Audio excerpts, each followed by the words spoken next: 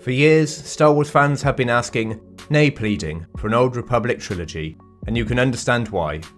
Whether it's the fantastic cinematic trailers for Star Wars The Old Republic, fan favourite characters like Revan, Darth Bane or HK-47, or just the fact that it's absolute prime time for a new trilogy to dominate this decade after the superhero film era has ended. So why hasn't this open goal for Lucasfilm been taken? Why have they decided to announce 3 completely separate standalone films with no connection to each other whatsoever? And is an Old Republic trilogy a pipe dream, or could it in fact be just around the corner once Kathleen Kennedy is gone and new leadership is announced at Lucasfilm in 2024? Now, it doesn't take a genius to identify that Star Wars is rather lost, with the sequel trilogy being controversial at best and a franchise-destroying mess at worst. With the Disney Plus Star Wars shows, which initially brought back enthusiasm for Star Wars, now in a pretty depressing state, with less and less people watching each new series. And a completely uninspiring announcement of 3 new Star Wars films has only solidified Star Wars' position as a declining movie franchise. As you would expect, the new Rey film stoked the flames of fan division rather than build excitement. Dave Filoni's film now seems like more of an obligation to close out the Mandalorian New Republic chapter than something fans really care about. And James Mangold's Dawn of the Jedi movie has also received tepid anticipation due to Mangold's most recent film Indiana Jones and the Dial of Destiny, which financially flopped and wasn't loved by many. So before going over why an Old Republic trilogy is exactly what Star Wars needs, let's identify why Star Wars over the last few years is so underwhelming, and how an Old Republic trilogy can be an antidote to this fast decline. At a superficial glance, you might suggest that now is the best time to be a Star Wars fan, with incredibly expensive shows every year, and new films exploring different parts of the Star Wars galaxy. So why is it that despite so much more Star Wars content than in any other period in the franchise's 50-year history, does it feel like Star Wars is running on empty fumes of nostalgia and past glories, constantly tripping over itself by becoming more and more confusing, unoriginal, and uninspiring? I would say there are 3 main reasons for this: quantity over quality, confusing timelines, and the inevitability of the sequels. First, quantity over quality. Now, George Lucas released 7 films, the originals, the prequels, and the animated Clone Wars movie, as well as 3 TV shows, during the first 35 years of Lucasfilm. Disney Star Wars, in its 11-year ownership, has released 5 films and 18 shows. So hypothetically, if Disney owned Star Wars from 1977 and released content at the same pace that it has in its 11-year ownership, we would have had 20 films and almost 80 shows by now. And again, it doesn't take a genius to know that the more exposure you have of something, the less special it feels. Lucas knew that constantly releasing Star Wars content saturates the brand and diminishes its importance. With over 12 Star Wars films being cancelled since Disney took over, it feels like any half-decent director is offered complete control of any Star Wars project they desire. Rian Johnson directed Looper, a low-budget Bruce Willis film, and a few episodes of Breaking Bad, and yet he was given total creative control to write and direct the middle film in the sequel trilogy. D.B. Benioff and Weiss, the showrunners for Game of Thrones, who have 0 experience in feature films whatsoever, were given a trilogy project to work on. Taika Waititi was given rights to a Star Wars film years ago, and it seems like he can't even be bothered to write it. Patty Jenkins, after one good Wonder Woman film, was set to direct Rogue Squadrons, and Sharmeen Obaid-Chinoy, who directed a few episodes of Ms. Marvel, has been given a Rey film to direct. It just feels like Kennedy has treated Star Wars like candy on Halloween, giving access to any director who opens the Lucasfilm door. When you stop treating Star Wars like the genre-defining franchise that it used to be and turn it into a content conveyor belt, it's no wonder why it's just not special anymore. And here's why an Old Republic trilogy, if done right, would be a great solution to this issue. Having a New Republic trilogy should take around a decade from initial planning to the release of the final movie, and this long-term plan could make Star Wars a cultural cinematic event again, with audiences knowing from the get-go that Lucasfilm will be ploughing around $1 billion into the trilogy. Star Wars is known as a franchise that works in trilogies, with only 2 of its 11 live-action films, Rogue One and Solo, not being part of a 3-film arc. This return to the tried and tested 3-film model should bring Star Wars back into the centre of pop culture. Like many, I have felt that there's a gaping hole in the cinema landscape for a new franchise or trilogy to really grab the cultural zeitgeist. We've had Lord of the Rings and Harry Potter in the 2000s, and the Avengers and the MCU in the 2010s. And now we're waiting for a decade-defining franchise to light up the 2020s. And who better than Star Wars to fill this gap? The next big issue with current Star Wars that the Old Republic would solve is confusing timelines. If you're a Star Wars fan and a friend or family member goes to you with questions about a new Star Wars show, I imagine you've had to explain quite a lot about where it sits in the Star Wars timeline. For example, are you going to watch a new Star Wars show, Ahsoka? Yeah, sure. What's it about? Well, it's about Anakin Skywalker's Padawan from the Clone Wars cartoon. Oh, so it's a prequel show? No. Oh, so it's set during the original trilogy? No. It's set between Return of the Jedi and The Force Awakens. Oh, so Ahsoka is with Luke, Han and Leia? No. Oh. What about Baby Yoda? I love Baby Yoda. Nope, he's not in the Ahsoka show either. What about Kylo Ren? Nope, he's also not in it. The Ahsoka show is about a character from the prequel era Clone Wars cartoon, but she's not in any of the prequel films. She is also in Star Wars Rebels, a cartoon set in the original trilogy era, but the show takes place after both of these trilogies, but before the sequel trilogy, and will feature none of the original or sequel characters, except from 10 seconds of C-3PO, the X-Wing pilot that we occasionally see in Mando, and Mon Mothma, who we see in the Revenge of the Sith deleted scene, the original trilogy, and in Andor, set between Episode 3 and Episode 4. Right.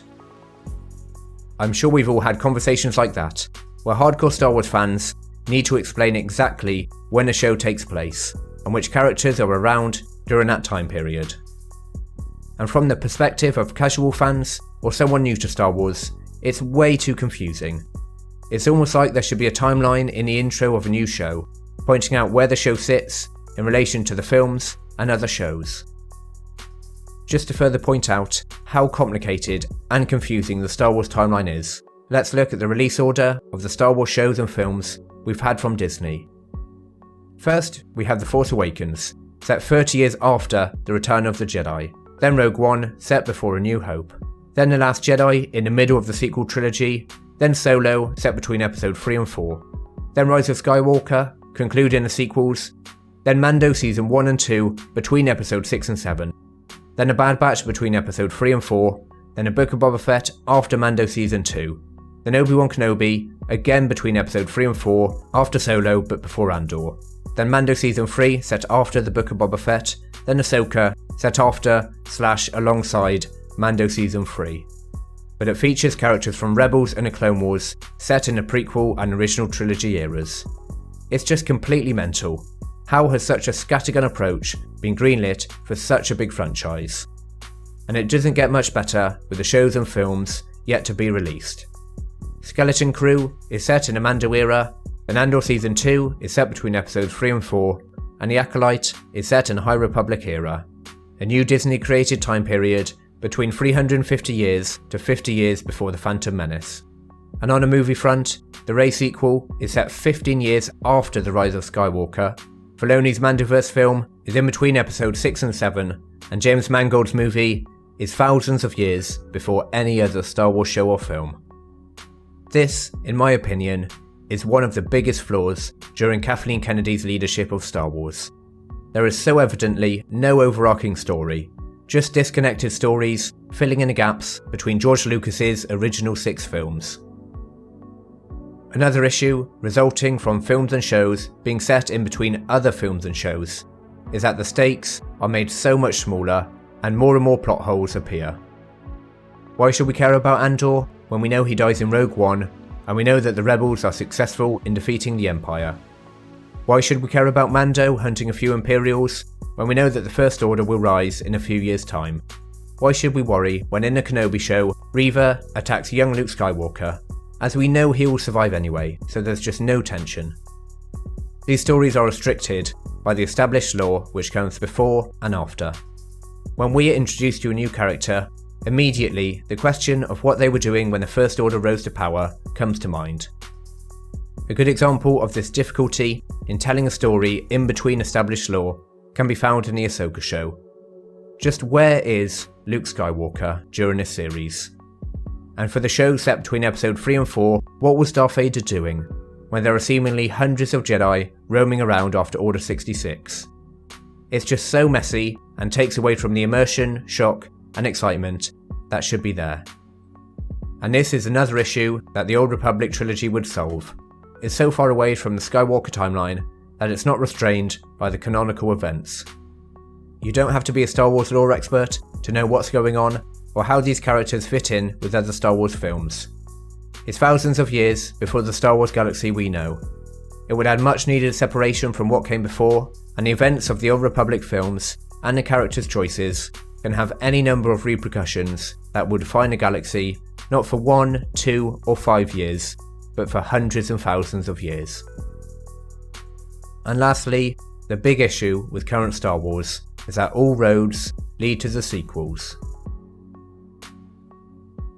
After Return of the Jedi, it took the Rebels just 30 years to fail and the First Order to come to power. Luke is a hermit who tried to kill his nephew, and somehow Palpatine returned. The sequels have done unrecoverable damage to the original 6 films, with Anakin's sacrifice meaning nothing, as the Emperor survived being thrown into the Death Star core and came back, and Rey, Skywalker, being a Palpatine clone offspring. The sequels really are a mess, and anything set before the sequels suffer from the same issue. They ultimately lead to The Force Awakens, The Last Jedi, and The Rise of Skywalker. Mandalorian was such a breath of fresh air, and Season 1 felt separate enough from the sequel era, with constant homages to Lucas's original trilogy. However, in Season 2, and more so in Season 3, we get crossovers and links to the sequels, with Luke's Jedi Academy being created, Brendol Hux, General Hux's father, being in the finale of Season 3, as well as the Praetorian Guards who fought Rey and Kylo in The Last Jedi. For many, these connections can just bring you out of the interesting events of The Mandalorian, and remind you of the huge mess and controversy surrounding the sequels. With the setup from the finale of the Ahsoka show, we should be excited to see Filoni's film, and the upcoming battle between Thrawn and the New Republic. But does anyone really care about this conflict, as within a decade or so, Snoke, who turned out to be another Palpatine clone, will take over the galaxy anyway, which effectively makes Grand Admiral Thrawn just a pawn in Palpatine's larger plan to retake the galaxy via the First Order. As I said before, the Old Republic trilogy is so far away that if you love the sequel trilogy, then the Old Republic films won't change anything about that. If you hate the sequels, then again, the Old Republic will have no crossover characters and is set so far away from the Palpatine Skywalker era that it might as well be set in a galaxy far, far, far away from Rey Skywalker and co.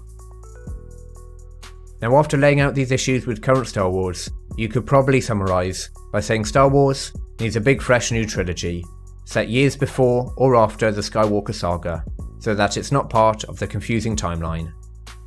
So why specifically would an Old Republic trilogy be the way to go? Why not just go 100 years, or even 1,000 years, ahead of the sequels, or perhaps set a trilogy in a High Republic era? Well, firstly, anything set after the sequels, whether it's 100 or 1,000 years after, will have to acknowledge, or at least reference, the events before it. If you go 100 years past Rise of Skywalker, Rey and her new Jedi Order will have directly led to the state of the Jedi at this time period. There may be statues of Finn and Poe in the background of scenes, and Luke and his legacy will perhaps be referenced, or if they choose not to mention him, then the absence of his legacy would be a tacit admission that they tarnish the character. So however far ahead in a Star Wars timeline the films could be set, it would have the issue of dealing with what came before. So in my opinion, going back is the only real way to move past the disagreements, debates, and division that recent Star Wars has caused in the fanbase. When a family member or friend asks when do the Old Republic films take place in the Star Wars timeline, you can just say thousands of years before any other Star Wars film or show. That's it. No need to say, well, Yoda is a youngling during this time period, or Baby Yoda is 300 years old at this time. It's just simple and uncomplicated. Another huge reason to have an Old Republic trilogy is that it's already got an inbuilt, dedicated fanbase. A fanbase that crosses multiple generations. So announcing an Old Republic trilogy would make many hardcore Star Wars fans very happy. Whether it's the Knights of the Old Republic video game, the Expanded Universe comics and novels, or SWTOR, there's a substantial number of Old Republic fans. And if there's anything Star Wars need to do more than perhaps any other franchise, it's to get the fans back on side. Just imagine the excitement that would come out online from the announcement of an Old Republic trilogy. Nothing exemplifies this desire for Old Republic films more than the comments on the SWTOR trailers. Comments like this: "I'm not dying until we get an Old Republic movie or show. I would honestly pay $20 to see a movie like this in theatres.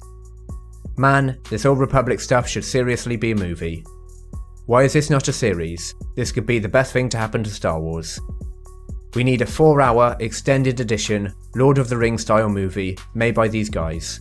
It would repair and reinvigorate all the love Star Wars fans have for this universe." So an Old Republic trilogy really would bring Star Wars fans together. The premise of the Old Republic is also incredibly exciting.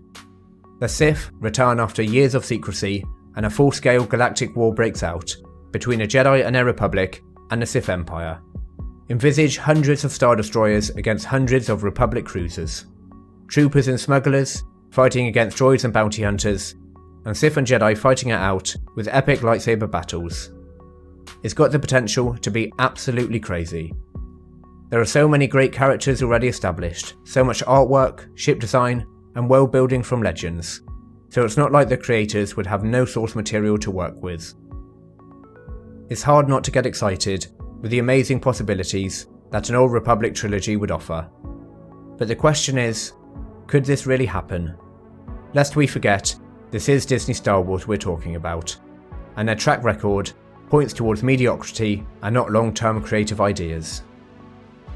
Despite Disney's fumbling of Star Wars so far, in my opinion, there actually is a tangible chance that an Old Republic trilogy could, in fact, happen. It's been widely rumoured that Kathleen Kennedy is out as Lucasfilm president next year. And although yes, it's true that since the release of The Last Jedi in 2017, there has been constant speculation that Kennedy is soon about to be fired. And ultimately, these rumours/fan hopes have turned out to be untrue. But the news of Disney planning not to renew her contract as president in 2024, to me, seems to be more based in fact and reason than wishes of unhappy fans. Indiana Jones and the Dial of Destiny, I believe, put the nail in the coffin for Kennedy, and with no new film since 2019, on top of the writer and actor strikes pushing back the next Star Wars film by months, if not by a year, I think Kennedy is pretty much gone already. Which would mean that a new president will be installed next year upon her departure. And what will the new president see in their in-tray? A Filoni Mandoverse film set to conclude the New Republic shows, a Rey movie to be directed by Sharmeen Obaid-Chinoy, and a James Mangold Dawn of the Jedi movie. All three of these will be in early stages of pre-production, if not cancelled already.